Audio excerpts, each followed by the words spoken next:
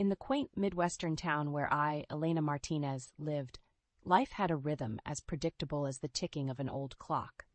But ever since my mother passed away, that rhythm had been disrupted by the uninvited intrusions of two people: my mother-in-law, Helen, and my sister-in-law, Rachel. They had a knack for appearing at my doorstep just when I craved solitude the most. "You know, Elena, it's quite rude to keep us waiting at the door," Helen would say, with a tone dripping with passive aggression. I could see Rachel smirking beside her, her eyes scanning my living room like a hawk.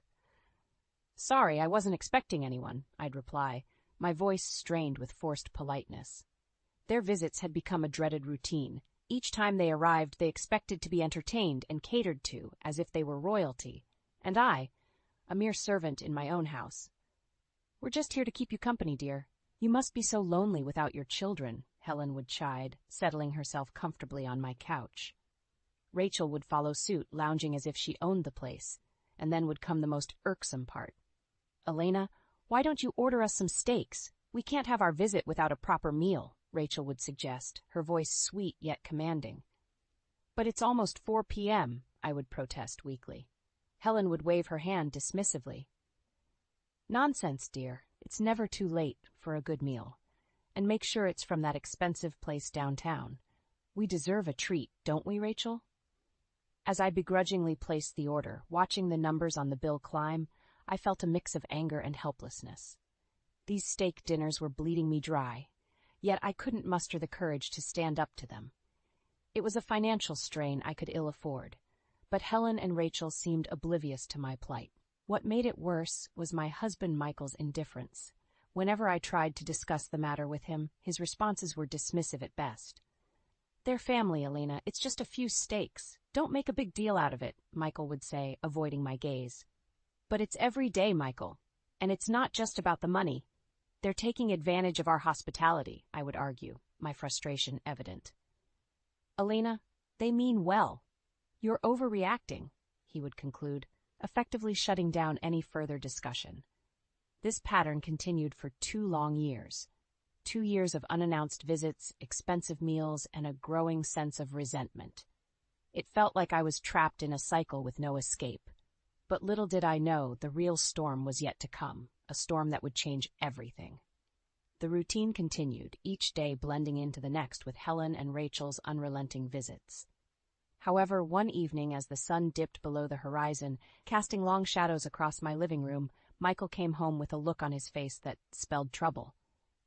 "Elena, we need to talk," he said, his voice unusually stern.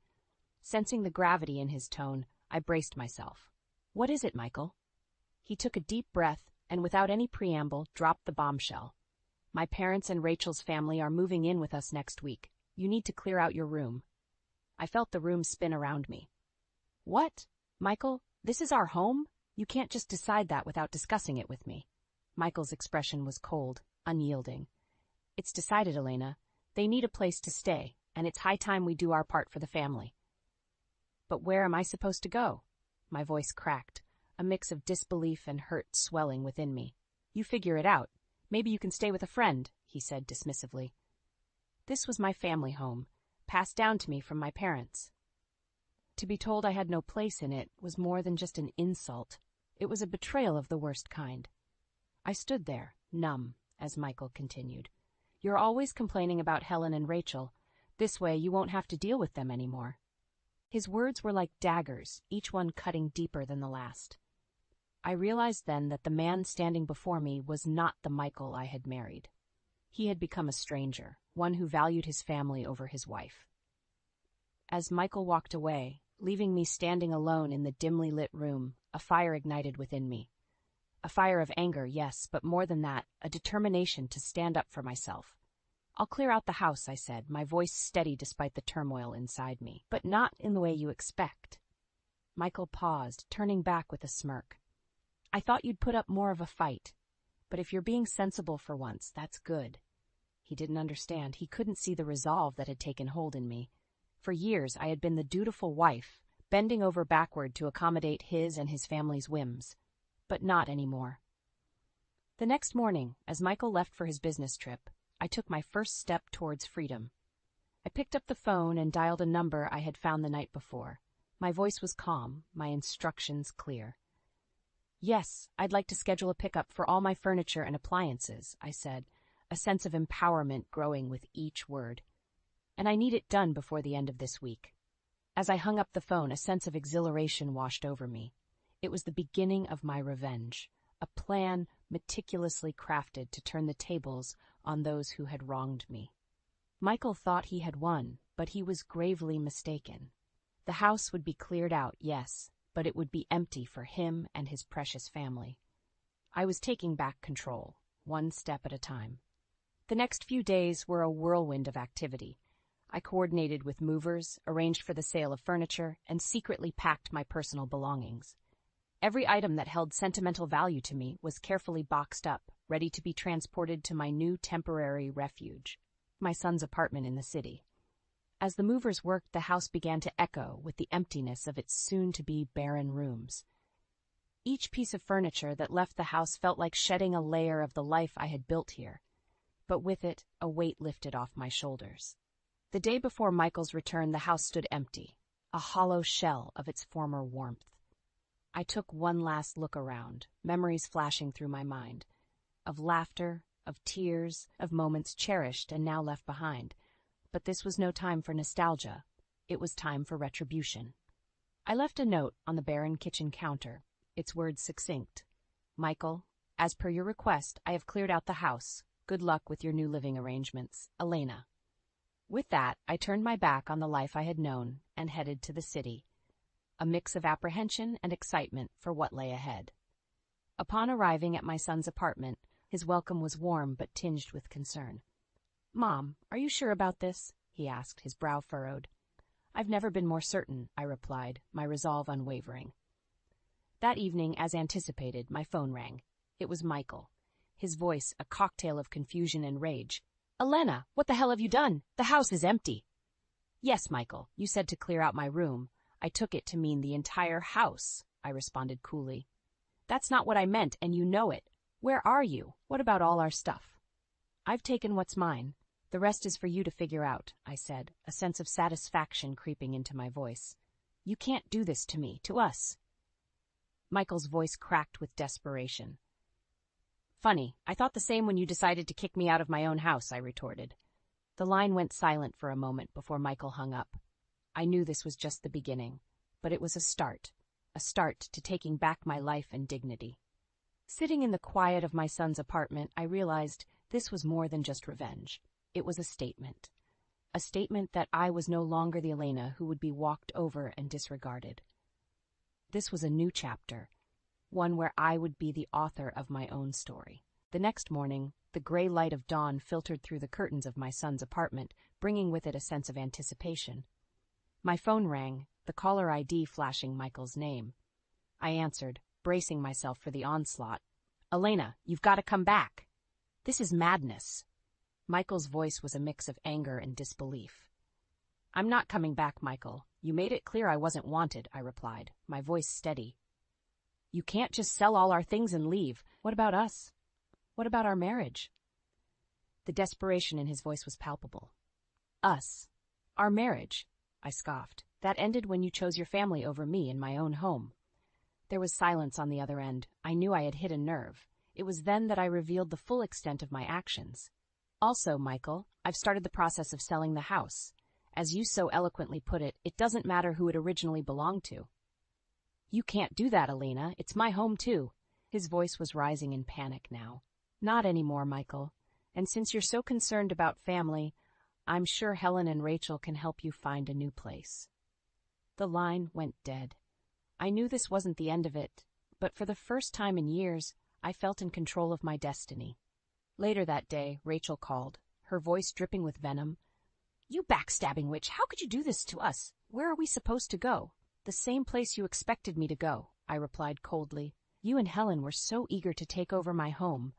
I'm sure you can figure something out." "You'll pay for this, Elena. You think you're so clever, but you're nothing without us," Rachel hissed before hanging up. Their threats and pleas continued over the next few days, but I remained resolute. I had spent too many years being manipulated and undermined.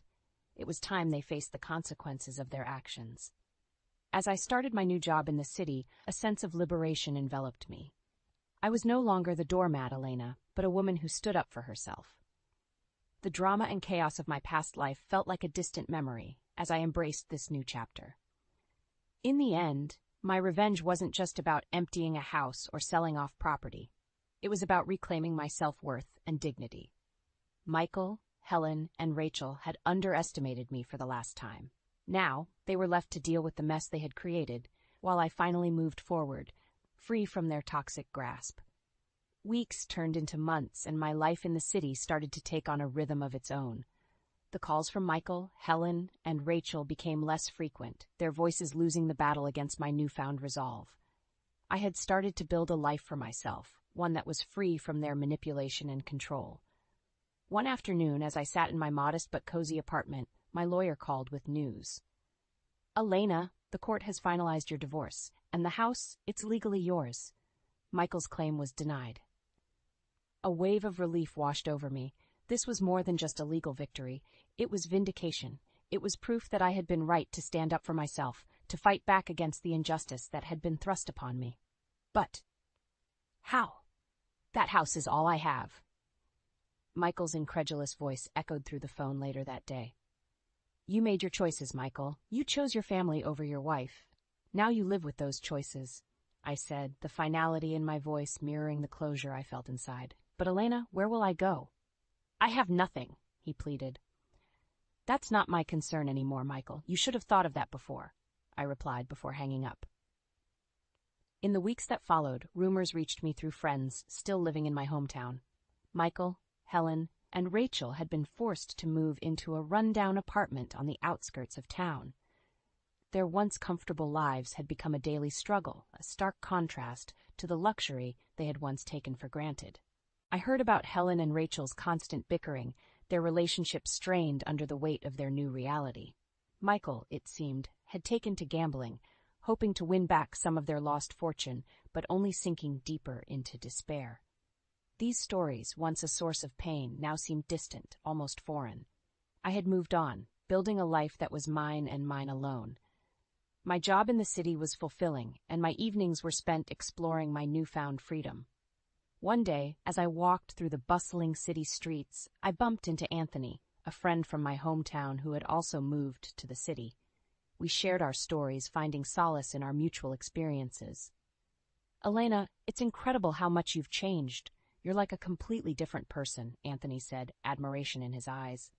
"I had to change, Anthony. It was the only way to save myself," I replied, a smile playing on my lips. As we talked, I realized that Anthony and I had more in common than our past. We both had been through trials that had shaped us, made us stronger. And in that strength, we found a connection. Life had taken me on a journey I never expected. I had faced my fears, stood up to those who had wronged me, and come out stronger on the other side. My story was one of transformation, of a woman who reclaimed her life from the ashes of her past. And as I looked ahead, I knew that whatever the future held, I was ready for it. With my head held high and my spirit unbroken, I stepped forward into my new life, a life where I was the author of my own destiny.